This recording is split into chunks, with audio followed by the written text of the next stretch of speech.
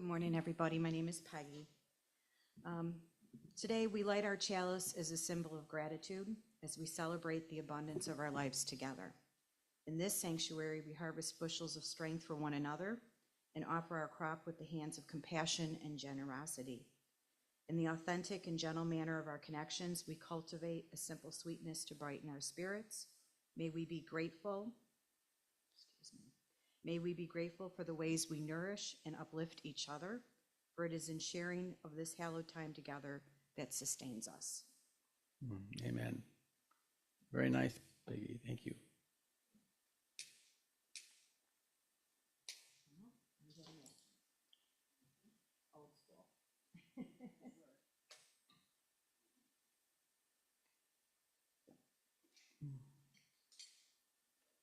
Thank you, Peggy.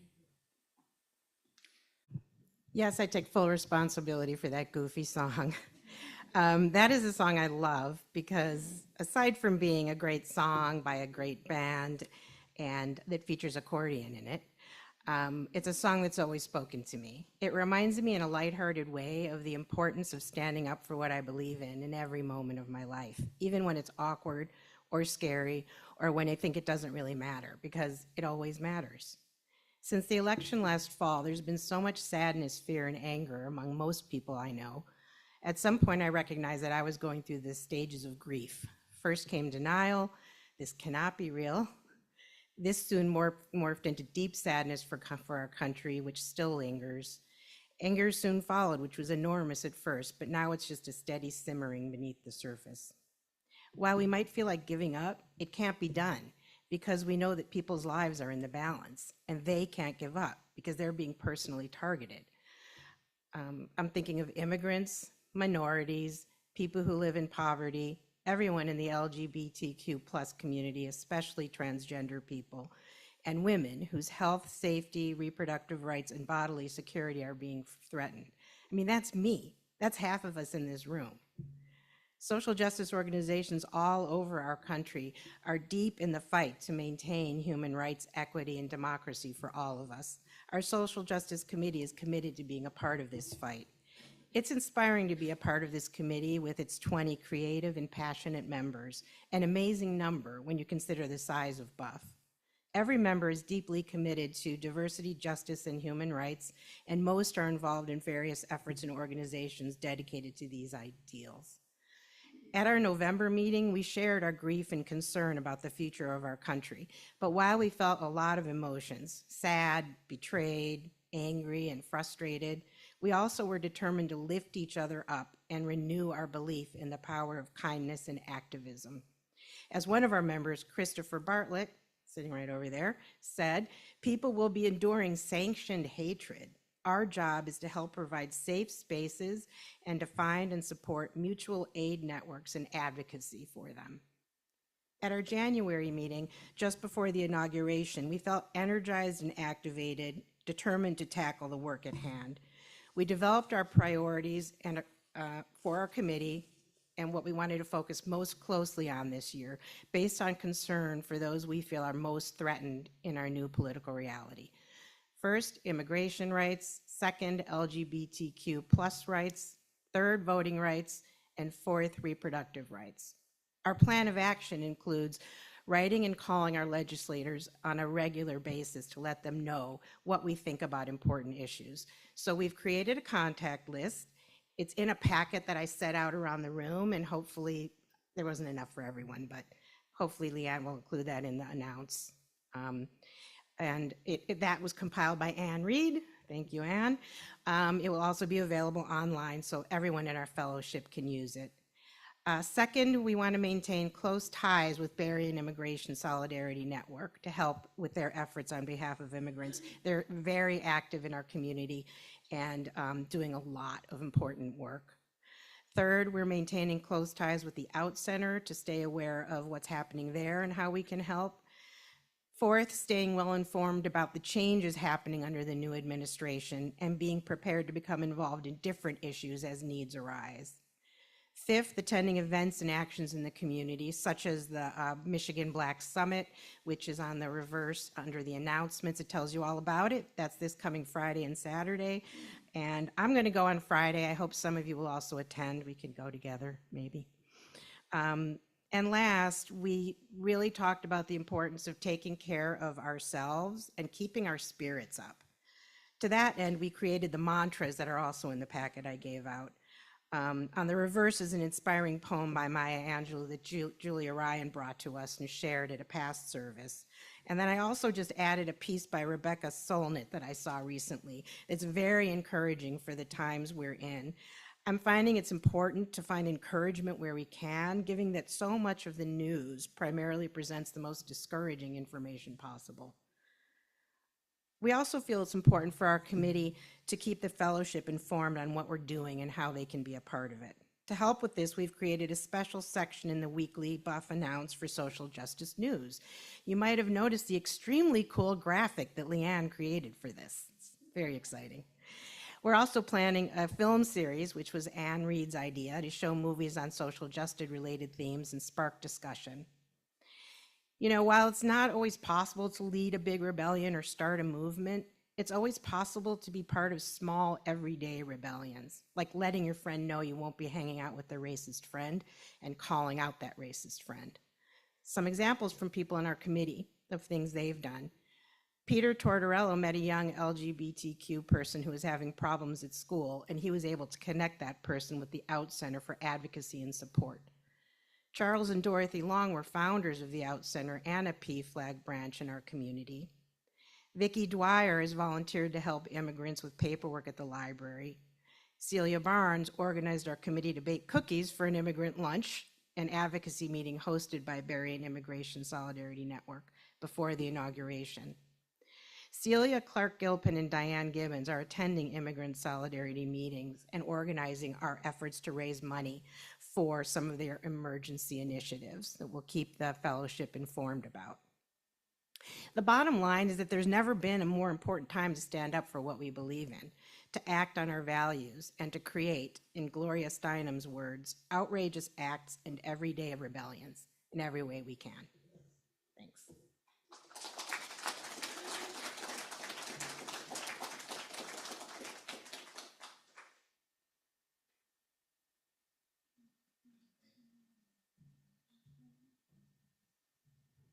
Good morning. My name is Deej Leggett, and I am the granddaughter of Renora and Grace. I'm standing here for my husband, who I said, stay in, baby. It's bad out there.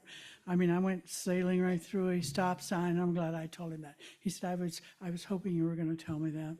So I'm here instead, but I know that we talk, and I'm so blessed to have a husband like Hunter. I mean, he's like, you know, history walking around. And I want to tell you, we dated for about a week before he even told me that he used to be a Unitarian minister. He was like, he was just, I don't know if she's going to take this. I took it great. I'd already been a Unitarian. So I'm just blessed that I'm walking with this historical person. What he says about that incredible march that changed the world, the passive-aggressive nonviolence. He went down there. 3 of his friends were murdered, you know that. They'd had dinner together. They went this way. They said, are you going to come? No, I'm going to go this. It was just fate that he missed that horrible situation. He also told me, he said, you know those people, those poor, poor people of color, those black people. He said, the poorer they were, the more that they had to give to us. They fed them. They slept them. They opened up their homes. I mean, these people are poor. There they would be with their fried chicken, biscuits. Yes, that's a big start. And then they opened up their homes the best they could. They shared everything they had. And I realized that he put his life on the line. And then I thought, you know, that was his gift to give. And he gave it. And I'm thinking about myself, well, what gift have I given? And I said that to him. I said, Biggie, that's his nickname, Biggie. I said, Biggie, you did all that. What did I? He said, are you kidding? He said, you were an account executive at Saks Fifth Avenue in the 80s, 70s, 80s. I gave 3 women jobs, a black, a Hispanic, and Rada, she had a diamond in her nose. Believe me, in 1980, that was a big breakthrough. And I never thought a thing of it. I said, they are qualified, they're cute, they have a neat personality. Obviously, they have the guts, which they certainly did. And they went on to make me very, very proud. The next thing was his mother, Mildred, was in a situation in Austin, Texas, San Marcos, Texas. And she absolutely was not going to accept that racism. And this is back in the 50s. So she was this very cocky, passive-aggressive kind of woman and said, I don't understand this racism to the high school principal. So I come from a line and I have these stories inside of me. And what I want to tell you is find one thing, not 10 things, the one thing that you're willing to put out there, give, and change. Louise Edelman was a speaker at my daughter's graduation back about 30 years ago. And she's a woman of color who married a Jewish guy, a congressman, whatever he is. And she said, if you're in a group of people and you hear racism and you don't speak up, that means you're for racism. So it means sometimes it's good to speak out. Say, you've gone too far. That's not how I believe, whatever. But that is part of your truth. It's part of your spirit. Even if it's just to give up meat once a week, you know, I'd say that. It's something you're doing for all of us, the planet, for humanity, and the exception of these fabulous people. And I want to tell you a funny thing. When Hunter was on his march, he has these wonderful stories, but he said there was this guy who was a trooper and was disgust, looked right into Hunter's eye and said, sir, you're nothing but a slap-sided, egg-sucking mother dog. And Hunter was like, he didn't say one naughty word. But he got the message.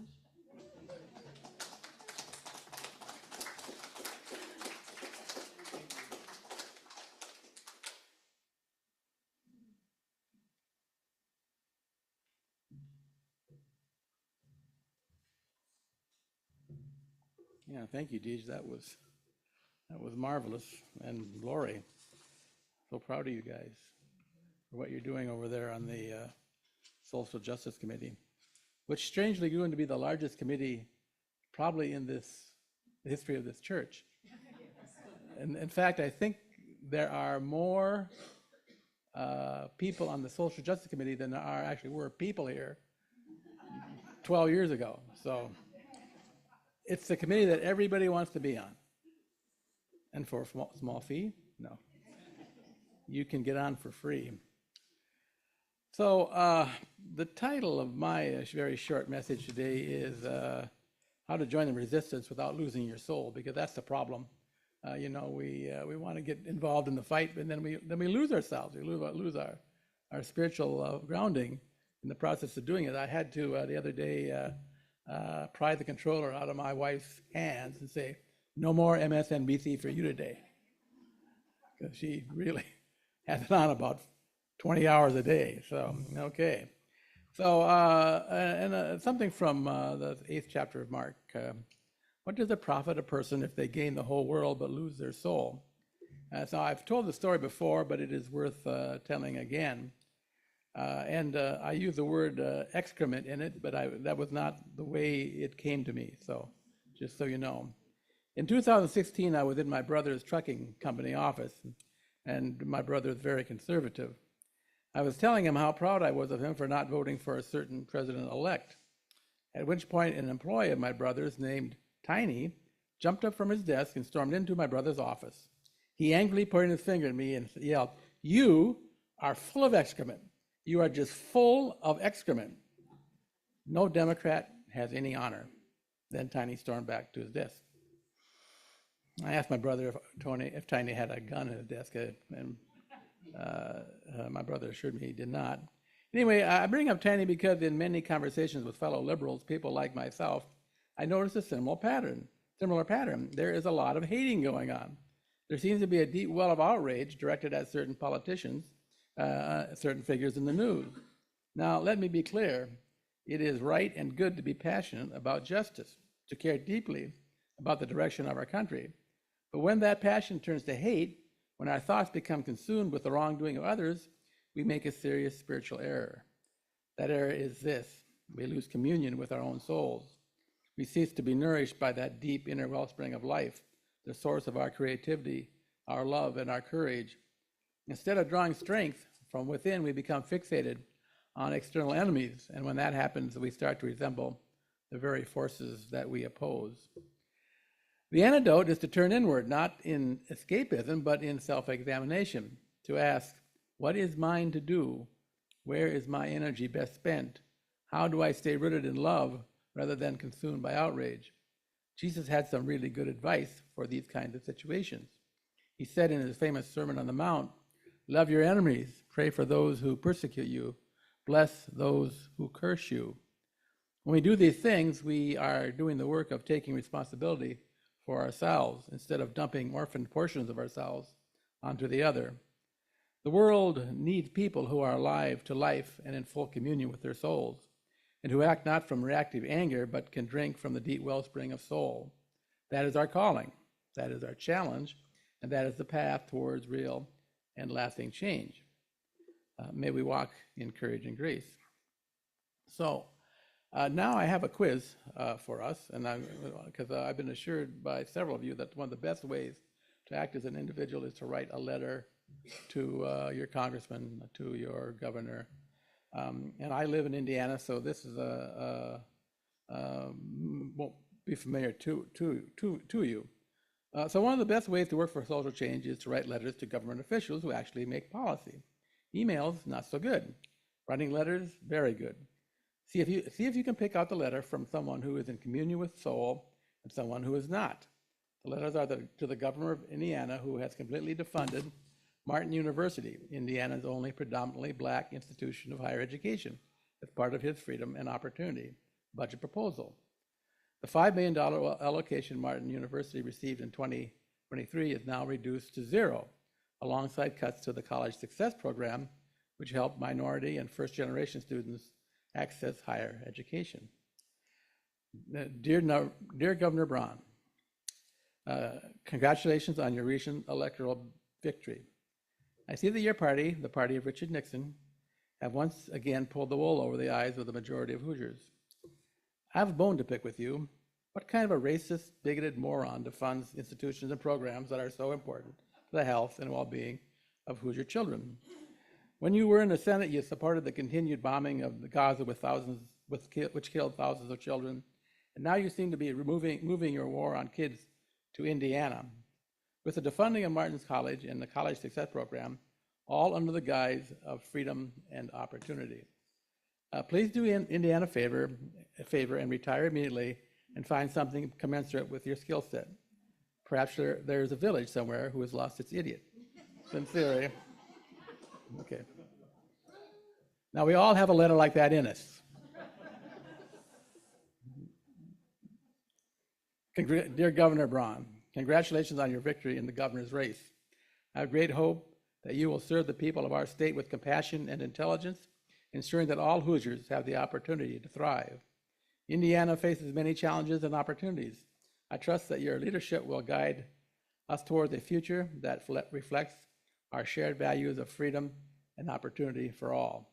I'm writing to express my deep concern regarding the decision to eliminate funding for Martin University, Indiana's only predominantly black institution of higher education, as well as cuts to the College Success Program. These programs have played a crucial role in expanding access to higher education for minority and first-generation students, opening doors that might otherwise remain closed. While I understand the need for fiscal responsibility, I believe that true freedom and opportunity come from ensuring that every Hoosier, regardless of background, has a chance to pursue higher education and build a better future. Martin University has been a vital institution in our state, providing not only education, but also economic mobility and leadership development for underserved communities. A commitment to educational equity strengthens Indiana as a whole, creating a more skilled workforce and a more vibrant community economy. I urge you to reconsider the funding cuts, explore ways to continue supporting institutions and programs that help all Hoosiers reach their full potential. I wish you the very best in your tenure as governor. Good luck and Godspeed. We are all depending on you. So anyway, which letter do you think I should send? And actually, the second letter, yeah, I know. Deej said, yeah, one. No. Yeah. Probably not, Christopher. At any rate, that letter is being edited by the South Bend Working Group for Reparations and is actually being sent. So, and I just showed it to a friend of mine on, so that she could give a comment on it. She said, oh, well, we'll write that up and we'll send it to Governor Braun. So it is going to get sent to Governor Braun. Now, next, we have someone all the way from California, where it is actually probably only 8 o'clock in the morning. So, Larry, please share with us what you have brought today. Thank you, Jim. Can everybody hear me okay? Is this coming through all right? Great. Well, it's great to be with you.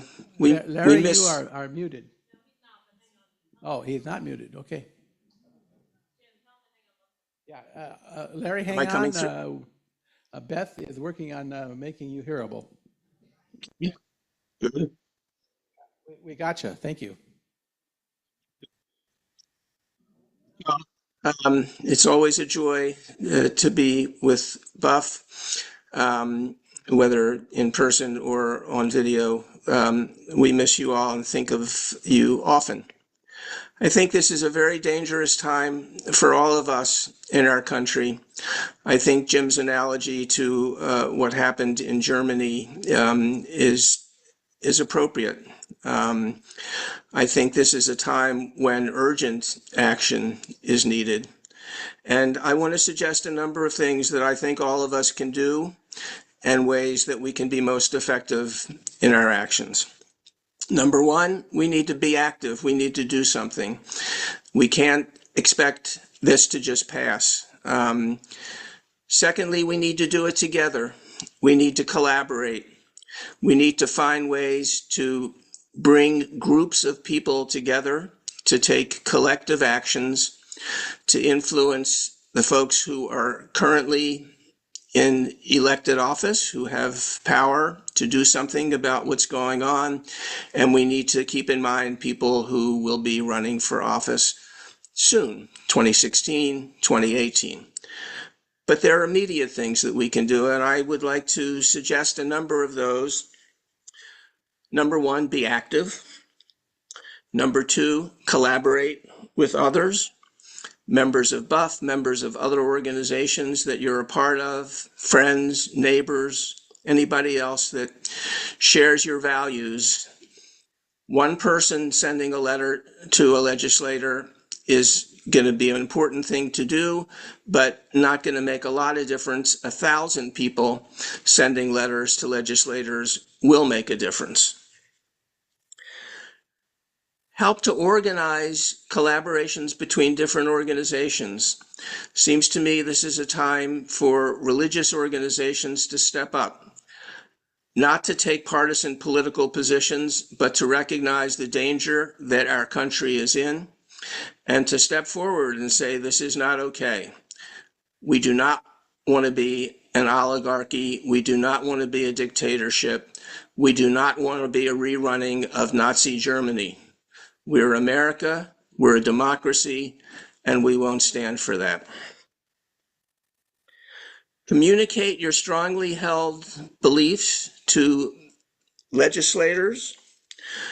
Join with others to flood their offices with phone calls. Legislators really do pay attention to phone calls, not one or two, but multiple phone calls every day really do make a difference.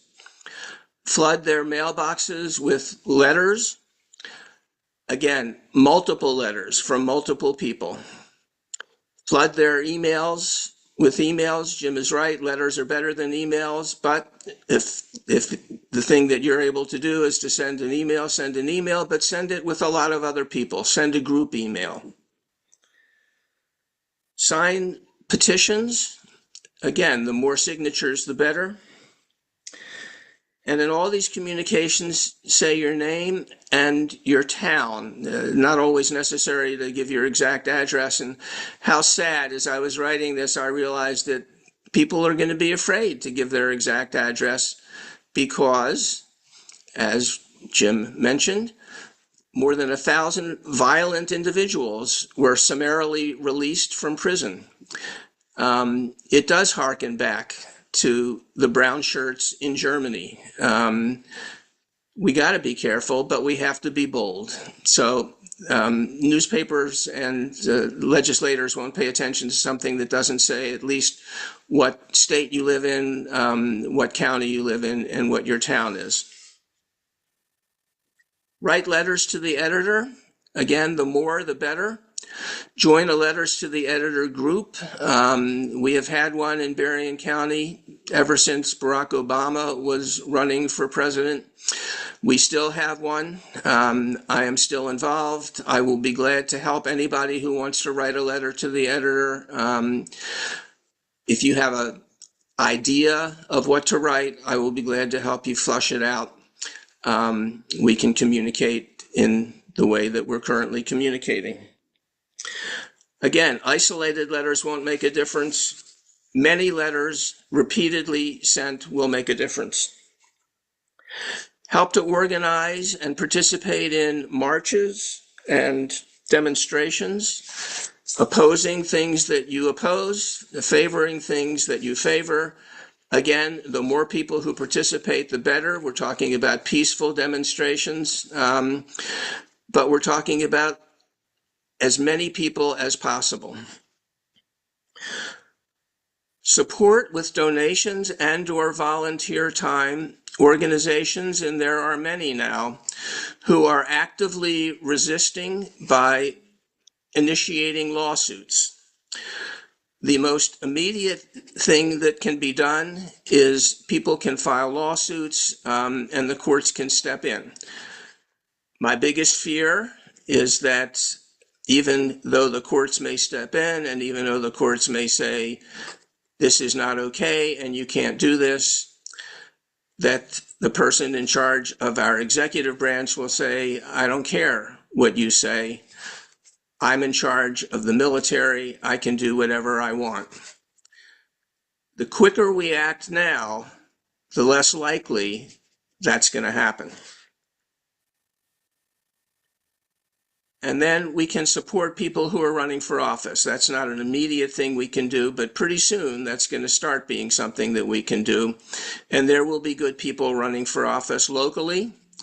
It's not just the presidency, it's not just senators and representatives, it's people running for school boards. It's people running for county commissioner.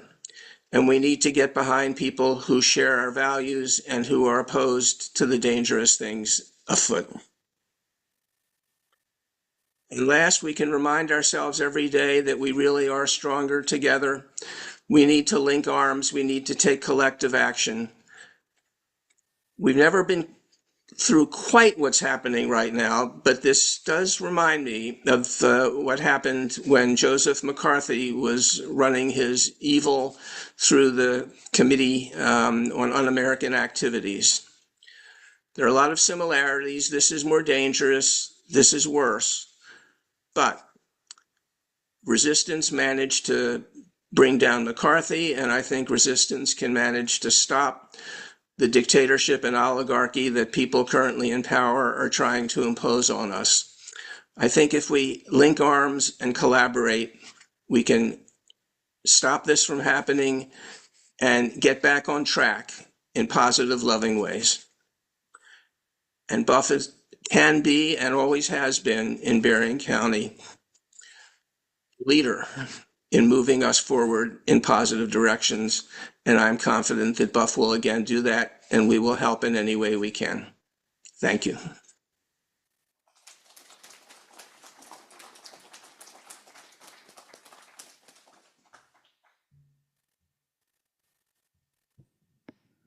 Thank you, Larry. Uh,